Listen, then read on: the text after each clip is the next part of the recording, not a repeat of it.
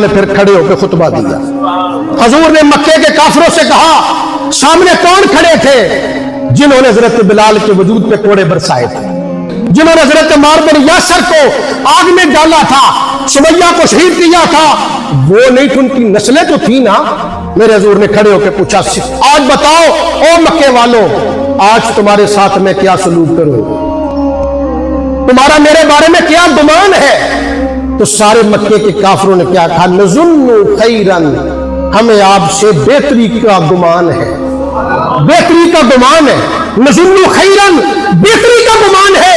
کیوں؟ آگے کہتے ہیں اخن کریم نبی کریم، ہمیں پتہ ہے، آج پتہ چل گیا کہ تم عام بندے نہیں، تم تو لجپال نبی ہو، تم تو بندہ نواز ہو.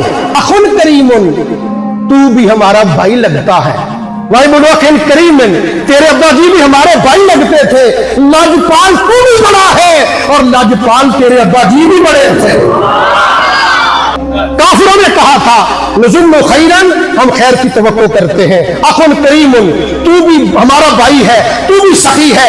ابا جی آپ کے ہمارے بھائی تھے، وہ بھی بڑے سخی تھے.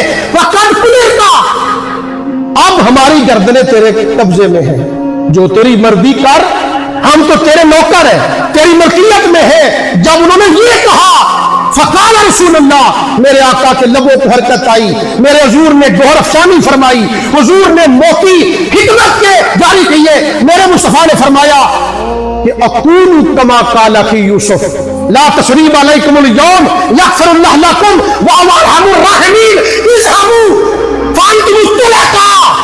میرے مصطفیٰ نے فرمایا آج میں تمہارے لیے وہی کہوں گا جو یوسف نے اپنے ویروں سے کہا تھا. آج میری دعا ہے، میں بھی تمہیں معاف کرتا ہوں، اللہ بھی تمہیں معاف کر دے. آج میں تم سے مواخذہ نہیں کروں گا، میں معافی کا اعلان کرتا ہوں. جاؤ تم سارے آج میری طرف سے راہ کر دیجیے.